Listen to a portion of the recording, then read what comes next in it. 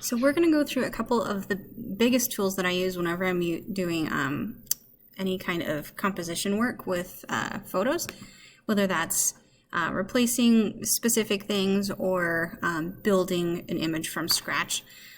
So we're going to do two different kinds, but the tools remain pretty similar throughout. And the first thing I'll do is I kind of collect all of my images. So I look through tutorials if I'm doing something new, or in this case, I kind of just looked through my images and said, oh, I wonder if I could do this.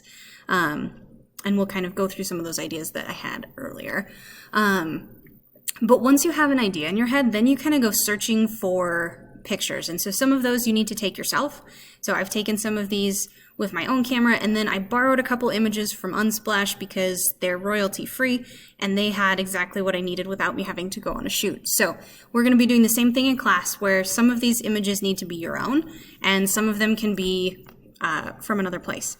So after that, we're going to go ahead and open all of our images. So if I go to the folder I saved them to, lots of buttons. I'm going to open up all the images that I want to use. And in Photoshop, it opens them as individual files, so you don't have to worry about them all ending up on the same screen or same file. And this guy. Wait for a second while they load. The main tools that you're going to need to know how to use is going to be our lasso tool that helps select things, the brush tool where we can either add shadows, we can change colors, we can do all kinds of cool things with the brush. The clone tool, which we'll use a lot, so that's copying a specific set of pixels and carrying them throughout or moving them to a different place in the image. The erase tool is super helpful as well. And then our pen tool, which I don't use as frequently, but a lot of artists, as you continue to get into this, they definitely recommend a pen tool. Uh-oh, some of these are not the right document type. We're going to have to wing it. The other big thing to know when you're doing composite images in photography is you really need to pay attention to your layers. So as we start adding images on here and different pieces, it's best to have them all in individual layers, because what happens is if you mess something up, you don't have to erase half of the work you've done or start completely over because everything is on one layer. That would be terrible. And I've done that before where I get to the end and I'm like, oh, I wish I could go back 5 steps, but or like 20 steps, and Photoshop doesn't let you go past a certain point, and so I had to like start over and it sucked. So using different layers is going to be good. The first thing that we're going to do is we're going to take a ship and put it in a coffee cup, because I thought that would be kind of fun. These don't have to be fantastical, but they can be. So you can be messing with, a lot of newborn photography uses composite because like newborns don't have the strength to like hold up their own head like this. And so anytime you see an image like that, that's actually a composite photo where they take one photo and they're holding the head from underneath, and so you take an image where you can see the background over their head, and then they take another image where they're kind of holding their head from the top, and their arms are underneath them. And so when you put those two together, that's when you get this little image that is adorable, and it looks like they're just propping their head on their hands, but normal newborns are not that strong. So that's a like real life version of how composite photography can be really helpful, even if all you're doing is portraits and you don't want to put ships into coffee cups. But I do, so we're going to do that. So the first thing we're going to do is go up here to our lasso tool. It's the third one down on the left. And if you look, there's a regular lasso tool, a polygonal, which lets you draw like basic shapes around an object. And then there's a magnetic lasso tool. I'm going to do polygonal because I've got a lot of different things in here that I don't want to accidentally chop off, like all the wake and the shadow around the wake. But then basically all I do is click around what I would like to lasso. I'm not going to worry about the smoke. I can always add that in.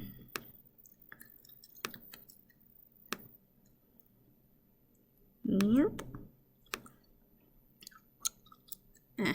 going to cut a little bit more out. Okay. And once you have completed that loop, it turns into a running line. So I'm going to Control C and copy that, and then go back over to my mug here, and if I do Control V, it takes my ship and it plops it right in the middle of the paper, which is pretty cool. The next thing I can do is refine the edge. Oops, I need to select it. Oh, I would have had to do that before. But you can refine the edge to where if you're doing something that's fairly close, you can refine it to where it helps bring it in. And that's something, this is going to be a quick tutorial. If I was doing an actual composite, this would take me probably an hour because I want to make sure that it looks really, really, really real.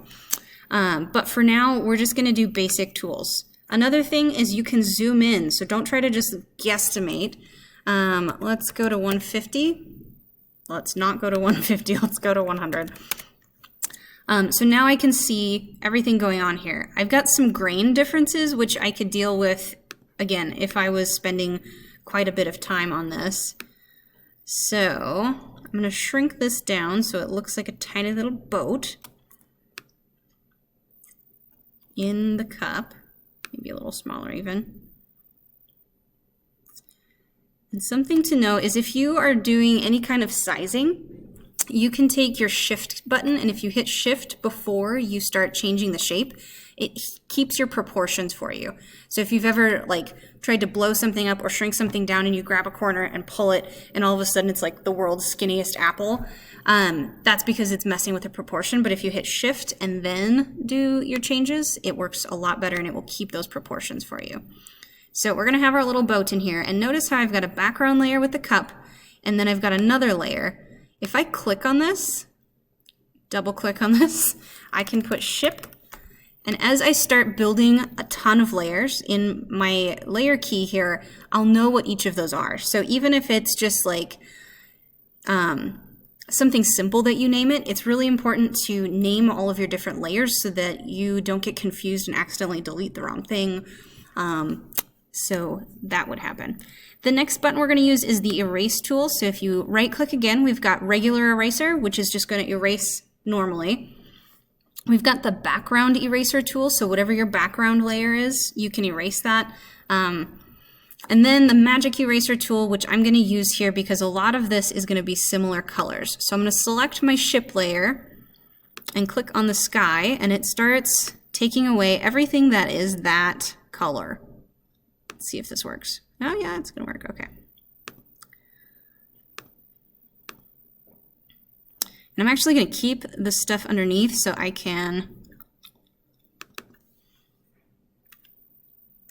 change the color of it later, which we will do with a color changing brush. So getting as close as I can. Again, this is a quick one, but we still want to do the best we can. Boop. Okay, so now we have most of that already gone, and it didn't take too long. And the next thing we're going to do is we're going to start changing the color on this. So I'm still on my ship layer. I'm going to go to the brush tool, and where you see brush, you can just, if you loaded it right now, it's just like a regular paintbrush. If I did this, oops, I clicked the wrong button. Yes, I know. Brush tool. It just colors that color. You can change the style of brushes, so you can have like ones that look like sponges, you can have some that look like shapes. Brushes are super versatile. But we're going to take the color replacement tool, and what I'm going to do here is sample, this is the eyedropper or color picker. I'm going to sample this color here. And then if I have, oh wait, I need to go to my background layer to sample. Bloop. And you can see it matches. And then we go back to the ship layer. And I'm going to color replacement tool. Come on, you. And I have a gigantic brush right now. There are two little keys. They are called the bracket keys. They look like this. If you hit your brackets, it changes the brush size for you super fast. So I'm going to change my brush size and then change the color of my water here. Actually going to make the brush smaller before I go do that. So it's changing it at least to the right brown color that we want. And then if I go back to my eraser tool, what I can do is I can mess with the opacity. And so if I have a really low opacity, what happens is that I can erase, but it's a really light eraser. And so I can get right into like those edges and kind of soften the edges up. Probably need more than 4%. Let's go 30. Ooh, ah. Starting to soften it up so it looks like it's actually sitting in the water and not chopped out of there. But when you have a different opacity on your brush, you can hit it with multiple like a couple different times, and it's going to make it seem a little bit more realistic and not as harsh. So I'm just kind of going over there until I get close to where I want to be at. Again, I know this is a sped up version of this, but we have a little boat sitting in some coffee now. And we've got the wake. Something that's making this look still pasted is that there's no shadows. So what we're gonna do is come into the burn tool. So this is the magnifying glass. We've got it on dodge right now, which makes it brighter. If we hit burn and we mess with our brush size again, actually maybe not that small. We're at 79% exposure. I'm gonna take it down. I can go back to my background layer and add a shadow underneath this boat, which is kind of cool. So whenever you're doing composite, it's really important to remember your shadows, remember your light, because that's going to be what makes this seem more realistic than just kind of copy paste it together. Because we could do that in Word, and we don't want to do that. And I might actually add a little burning to the coffee cup here even, just to make it seem, that's a little too harsh.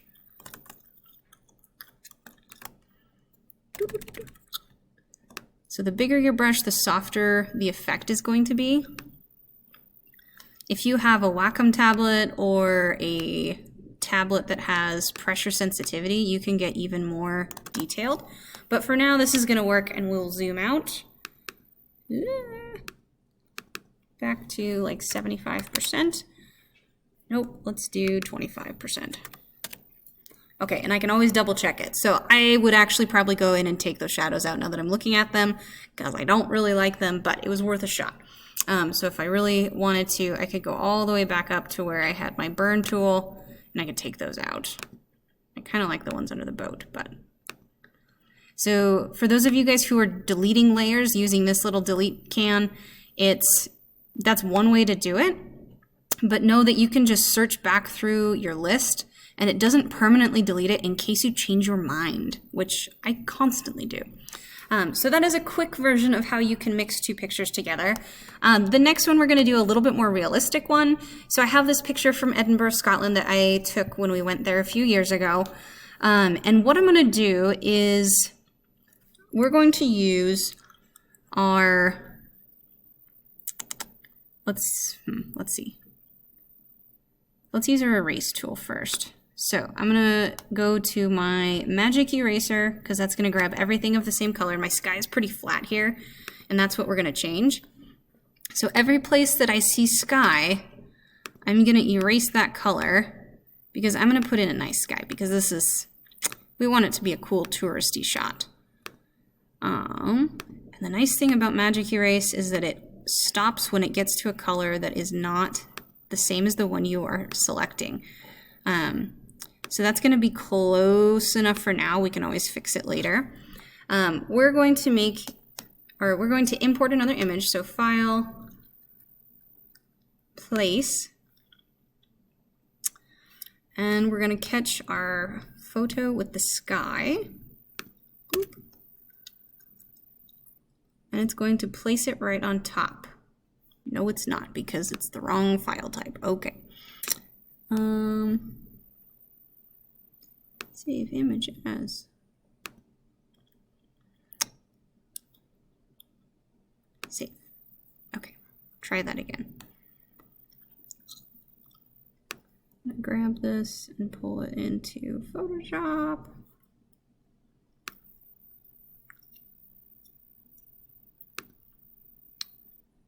Show in folder. Oh good, it's in the right one. Okay, so back to Photoshop. File, place. So this is a great way to stack two photos on top of each other fairly quickly and easily. Oh, JPEG. Place. Why?